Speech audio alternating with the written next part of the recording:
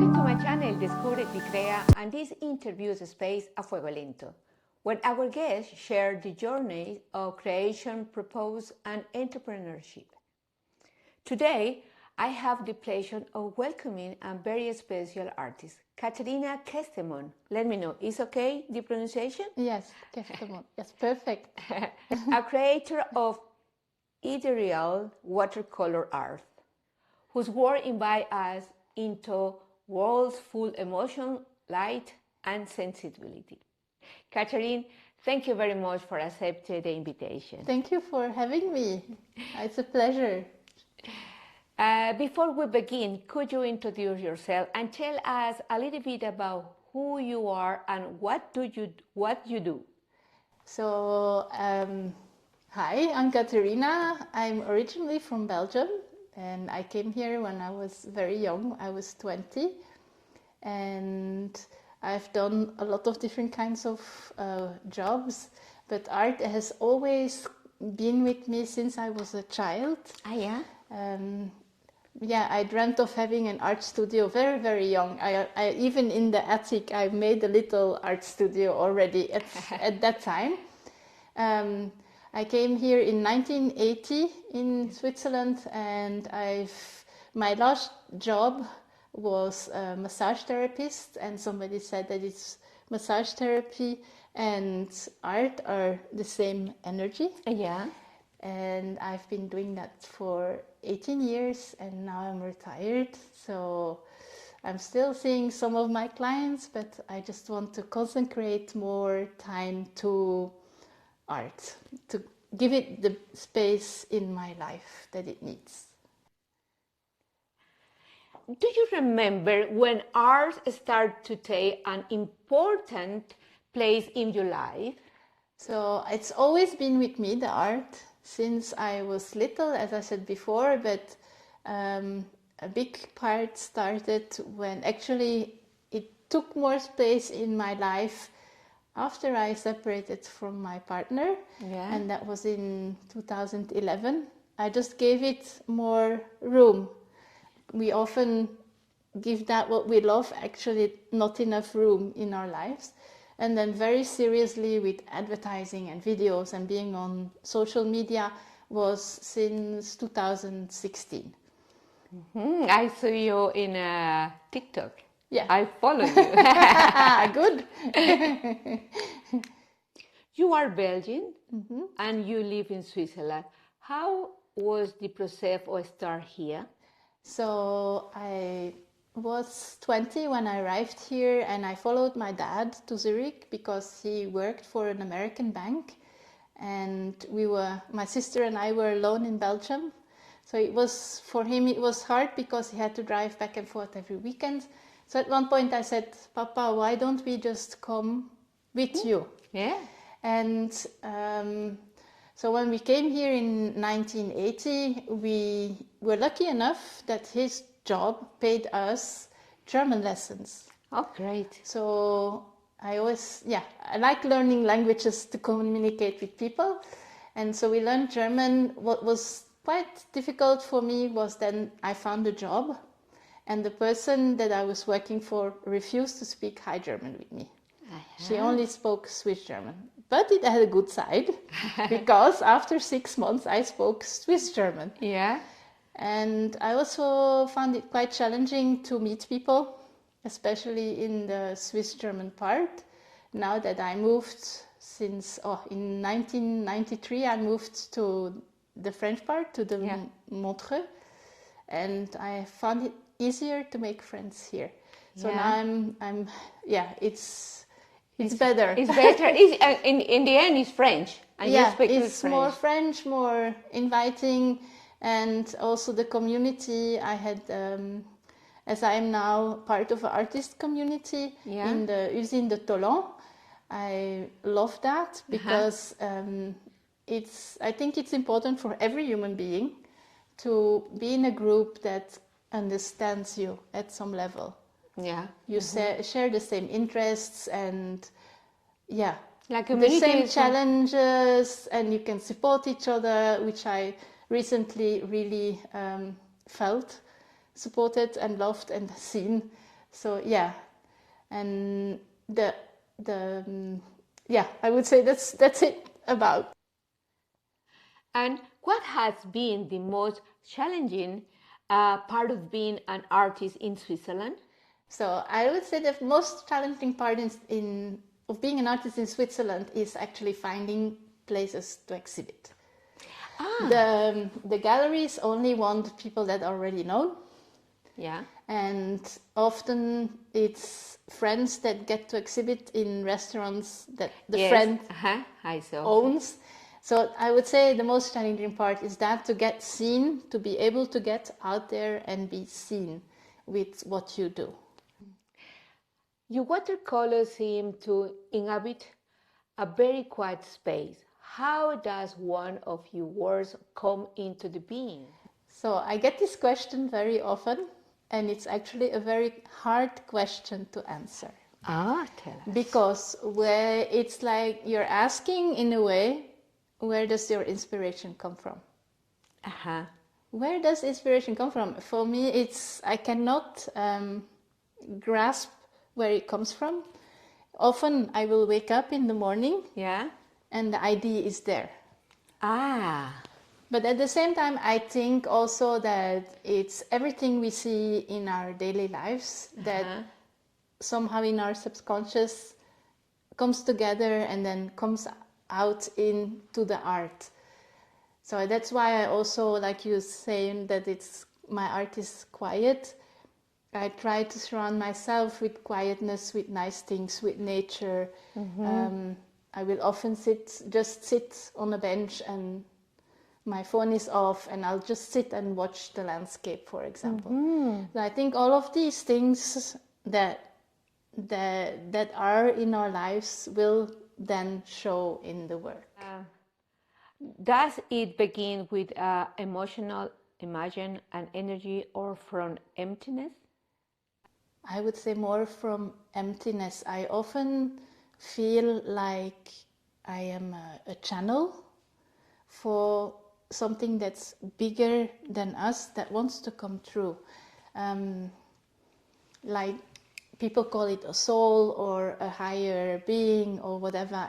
Everybody has another name for this, but yeah, it feels like it comes through me, not little me, Katerina, but something bigger, and it just comes through. Okay. So maybe that's why there's this feeling of quietness, because our soul is never in a rush. It's always just there. It just is. It has no agenda, no plans, no nothing. I like it. What does the ethereal mean to you? So the ethereal is for me something that you cannot grasp, something that we feel sometimes, like when you go outside and the landscape is so beautiful that it moves you. It's not something you can afterwards easily put into words. Yeah. You can make music about it or write a poem or paint, and that for me is the ethereal. In French you say insaisissable. It's something you cannot grasp or hold on to. It's like I said before, it comes more from our inner being, from our soul, than from our mind. But I saw a lot of your picture. You are painting more woman. Yes. And you painting the soul. Yes. So the women I paint is an image for the feminine energy. Okay. So each of us has masculine and feminine energy in ourselves. And somehow the feminine energy wants to come through into my paintings at the moment. Maybe it changes at one time, I don't know. But at the moment it wants to come through. And maybe it's because there is such an imbalance in the world right now, because the masculine energy is so overpowering. Yeah. And we need a balance. Exactly. Yin yang, it's been in every culture. There has been words that describe the balance of feminine and masculine energy. And I think that's what my art is more about. Do you feel that you painting to express yourself? Me? Yes and no. Like I said before, it's like often I feel like there is something coming through me, like a channel, that I am a channel, that the art comes through. And I've often noticed if I have another idea and I try to force it into being, it just doesn't work. I can do what I want. It just doesn't, everything feels off. The color feels off, nothing flows. And then when I just follow this, let's call it intuition or channeling, if I just follow that, then it just happens. I have to make, of course the technique is there, but there is less effort than when I am forcing something into being. Wow. Women are very present in your work, but not as concrete characters. Who is the woman that appears in your painting? So the women in my art are more a representation of the different aspects of the feminine energy. Okay. Because there's different aspects. She can be very powerful, she can be very soft, she can be creative, she can bring life, she can take life. So it's all these different feminine energies that are represented. Does she have age, a story, biography? Normally, they tell me their story while I'm painting. And they will tell me what they're about. They will at one point say, my name, this is my name. Yeah, it happens more like that. It's like her story starts at the beginning of the painting and then goes on until the end. When someone poses in front of one of your works, what would you like them to feel? So I had an exhibition in October. It's a good example. I'm going with this to your question. And a lot of people came and they said, I feel so happy. Oh, nice. I feel so happy when I look at your work. I don't want anything more. Because it's fantasy. Yeah. It's light. A lot of art at the moment, I feel, is very heavy, very dark. A lot of monsters, a lot of disfigured people. And then when you see my art, it's light. There's lots of colors. There's happy flowers and happy. It's happy. The positive energy. Voila. So if somebody stands in front of my work and says, "Oh, I feel happy," enough. That is the point. That's the point. That's enough. Yeah. A piece of your soul. Yeah. Do you feel that your work speaks more to the heart than to the mind? So it definitely speaks more to the heart than to the mind. Yeah, like when somebody says I feel happy, I'm not speaking to the mind. I'm speaking to the heart. So yeah, more to the heart than the mind. Nice. Yeah. If your paintings could speak, would you say look at me or look at yourself? So this question is very interesting. So I would say look at me so you can look at yourself. Yeah. Does that make sense? It's like by looking at the painting, you can look inside or feel inside. Yeah. Yeah. Okay, the next time when you have an exhibition, give a book the people need to write. What do you feel? I do. Yeah. But it's rare that they write. Yeah. Yeah. Where did people find you? Then in May, we're having an event in Montreux on the Place du Marché, where about 25 of us will be live painting outside. Yeah. So you can come and watch. why not participate, ask questions? It's what I like about live painting. And except for this, I don't really have any exhibitions right now. I have also postcards available that you can buy usually during exhibitions, or you can come by at the studio and have a look. And I made calendars, but this year I decided against it. Yeah. Because the prices of printing went up quite a bit. Yeah.